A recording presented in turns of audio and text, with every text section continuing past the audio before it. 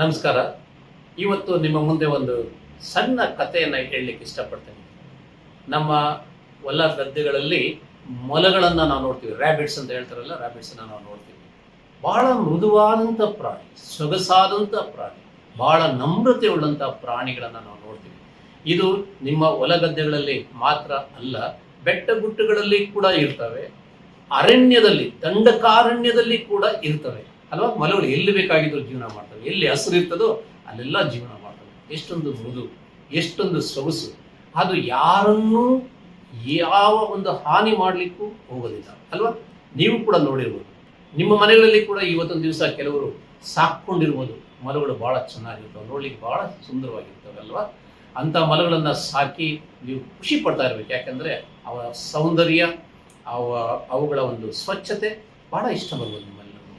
ಆದರೆ ಕಾಡಿನಲ್ಲಿರ್ತಕ್ಕಂಥ ಮೊಲಗಳ ಬಗ್ಗೆ ನಾವು ಆಲೋಚನೆ ಮಾಡೋಣ. ಮೊಲಗಳಿಗಂತೂ ಕೊಂಬುಗಳಿರೋದಿಲ್ಲ ಅಲ್ವಾ. ಕೊಂಬುಗಳೇನು ಇರೋದಿಲ್ಲ. ಯಾರನ್ನಾದರೂ ಹಾನಿ ಮಾಡಬೇಕು ಅಂತ ಹೇಳಿದ್ರೆ ಕೊಂಬುಗಳಿರ್ಬೇಕು. ಎತ್ತುಗಳಿಗೆ ಕೊಂಬುಗಳಿರ್ತವೆ, ಎಲ್ಲ ಕುರಿ ಟಗರುಗಳಿಗೆ ಕೊಂಬುಗಳಿರ್ತವೆ. ಆದರೆ ಮೊಲಗಳಿಗೆ ಕೊಂಬುಗಳಿರೋದಿಲ್ಲ. ಇಲ್ಲ ಯಾರನ್ನಾದರೂ ಕಚ್ಚಬೇಕು ಅಂತ ಹೇಳಿದ್ರೆ ಹಲ್ಲುಗಳಿರೋದಿಲ್ಲ, ಕೋರೆ ಹಲ್ಲುಗಳು ಇರೋದಿಲ್ಲ, ಬಲವಾದ ಹಲ್ಲುಗಳು ಸಹ ಇರೋದಿಲ್ಲ.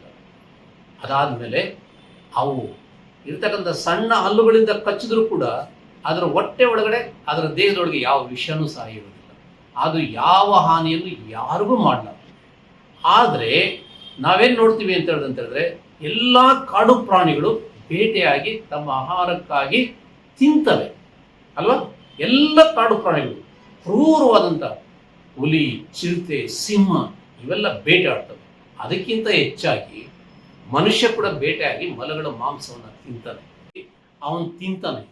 ಈ ಕಾಡಿನೊಳಗಿರ್ತಕ್ಕಂಥ ಎಲ್ಲ ಕ್ರೂರ ಮೃಗಗಳಿಗಿಂತ ಇವನೇ ಬಹಳ ಕ್ರೂರಿ ಅನ್ನಿಸ್ತದೆ ಕೆಲವು ಸಾರಿ ಅಲ್ವಾ.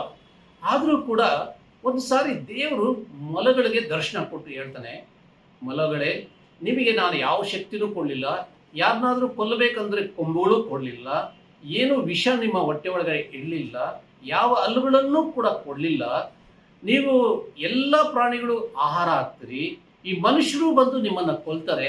ಆದ್ದರಿಂದ ನಿಮ್ಗೆ ಏನಾದರೂ ಒಂದು ಹೆಚ್ಚಿನ ವರದಾನ ಬೇಕು ಅಂತ ಹೇಳಿದ್ರೆ ಕೇಳ್ಕೊಳ್ರಿ, ನಿಮ್ಮ ಪ್ರಾಣ ಸಂರಕ್ಷಣೆಗಾಗಿ ನಿಮ್ಗೆ ಏನು ಬೇಕು ಕೇಳ್ಕೊಳ್ರಿ ಅಂತ ದೇವರು ಎಲ್ಲ ಮೊಲಗಳನ್ನು ಒಂದು ಕಡೆ ಸೇರಿಸಿ ಕೇಳ್ತಾನೆ. ಕೇಳಿದಾಗ ಆ ಮೊಲಗಳಿಗೆಲ್ಲ ಒಬ್ಬ ಲೀಡರ್ ಇರ್ತಾನೆ, ಆ ಮುಖ್ಯಸ್ಥ ಹೇಳ್ತಾನೆ, ದೇವರೇ, ನಿನಗೆ ನಾವು ಯಾವ ರೀತಿಯಾಗಿ ಕೃತಜ್ಞತೆ ಹೇಳಬೇಕು ನಮಗೆ ಗೊತ್ತಿಲ್ಲ. ನಿಜ, ನೀನು ನಮಗೆ ಯಾವ ಒಂದು ಹಾನಿ ಮಾಡ್ತಕ್ಕಂಥ ಶಕ್ತಿ ಕೊಡಲಿಲ್ಲ. ಆದರೆ ನೀನು ಕೊಟ್ಟಿರ್ತಕ್ಕಂಥ ಶಕ್ತಿ ಏನಿದೆಯೋ ಅದಕ್ಕಾಗಿ ನಾವು ನಿನಗೆ ಬಹಳ ಸ್ತೋತ್ರ ಹೇಳ್ತೀವಿ ಅಂತ ಹೇಳಿ ದೇವರಿಗೆ ಆಶ್ಚರ್ಯ ಆಯ್ತು. ಯಾಕೆ, ಏನಂತ ವರದಾನ ನಿಮಗಿದೆ ಅಂತ ಹೇಳಿದ್ರೆ, ನೀನು ಕೊಟ್ಟಿರ್ತಕ್ಕಂಥ ಈ ಶಕ್ತಿ ಒಳಗಡೆ ನಾವೆಲ್ರಿಗೂ ಆಹಾರ ಹಾಕ್ತೀವಿ ನಿಜ, ಆದರೆ ಅವರ ಮಧ್ಯದಲ್ಲೇ ಜೀವಿಸ್ತಕ್ಕಂಥ ಶಕ್ತಿ ನೀನು ನಮ್ಗೆ ಕೊಟ್ಟಿದೆಯಲ್ಲ, ಅದಕ್ಕಾಗಿ ದೇವರಿಗೆ ಸ್ತೋತ್ರ. ನೀನು ನಮಗೆ ಕೊಟ್ಟಿದ್ದಕ್ಕಾಗಿ ನಿನಗೆ ಸ್ತೋತ್ರಗಳು ಅಂತ ಹೇಳ್ತಾರೆ. ಅದರಿಂದ ಎಂಥ ಒಂದು ಒಳ್ಳೆ ಮಾತಲ್ವಾ.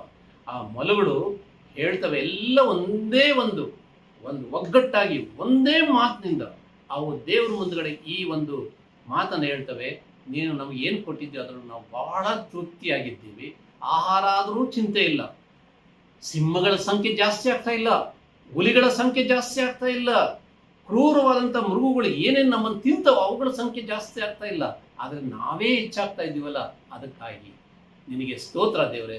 ನಮ್ಮನ್ನು ತೃಪ್ತಿಯಾಗಿ ಇಟ್ಟಿದ್ದೀಯಾ, ನಮ್ಮನ್ನು ಇಲ್ಲೇ ಬಿಡು, ಇಷ್ಟೇ ಆಶೀರ್ವಾದ ಸಾಕು ಅಂತ ಹೇಳ್ತವೆ. ಮನುಷ್ಯರು ಹಾಗಲ್ಲ. ನಾವು ವಿಮೋಚನ ಕಾಂಡ 1ನೇ ಅಧ್ಯಾಯದಲ್ಲಿ ಓದ್ಕೊಂಡ್ಬರುವಾಗ ಇಸ್ರಾಯೇಲರು ಹೆಚ್ಚಾಗ್ತಾ ಇದ್ದಾರೆ, ಐಗುಪ್ತ ದೇಶದಲ್ಲಿ ಇಸ್ರಾಯೇಲರ ಸಂಖ್ಯೆ ಹೆಚ್ಚುತ್ತಾ ಇದೆ, ದಿನೇ ಹೆಚ್ಚಾಗ್ತಾ ಇದ್ದಾರೆ ಅಂತ ಹೇಳಿ ಐಗುಪ್ತ ದೇಶದವರು ಏನು ಮಾಡೋದು ಅಂತ ಹೇಳಿದ್ರೆ, ಇಸ್ರಾಯೇಲರನ್ನ ಹೇಗೆ ಸದೆ ಬಡಿಬೇಕು, ನಾಶ ಮಾಡಬೇಕು, ಅವರ ಅಭಿವೃದ್ಧಿಯನ್ನ ಮಿತಿ ಮಾಡಬೇಕೆಂಬುದಾಗಿ ಆಲೋಚನೆ ಮಾಡಿ ಬಹಳ ಹಿಂಸೆ ಕೊಡಲಿಕ್ಕೆ ಆರಂಭ ಮಾಡ್ತಾರೆ. ಬಹಳ ಸಾರಿ ನಾವು ನಮ್ಮ ನೆರೆಹೊರೆಯವರು ವೃದ್ಧಿ ಆಗ್ತಾ ಇದ್ರೆ ಅದನ್ನು ಸಹಿಸ್ಕೊಳ್ಳೋದಕ್ಕಾಗೋದಿಲ್ಲ. ಅದಕ್ಕೆ ಯೇಸು ಸ್ವಾಮಿ ಹೇಳಿದ್ದೇನಂತ ಹೇಳಿದ್ರೆ, ನಿನ್ನ ನೆರೆಯವನನ್ನು ನಿನ್ನಂತೆಯೇ ಪ್ರೀತಿಸಿ ಎಂಬುದಾಗಿ ಹೇಳಿದ. ಅದರಿಂದ ಪ್ರೀತಿಸಿ ನೋಡಿ, ದೇವರ ಆಶೀರ್ವಾದ ಮತ್ತು ನಿಮ್ಗೆ ಸಿಗ್ತಕ್ಕಂಥ ತೃಪ್ತಿ ಇಷ್ಟಂತಕ್ಕಂಥದ್ದನ್ನು ನೀವು ಅನುಭವಿಸ್ತೀರಿ. ದೇವರು ನಿಮ್ಮನ್ನು ಆಶೀರ್ವಾದ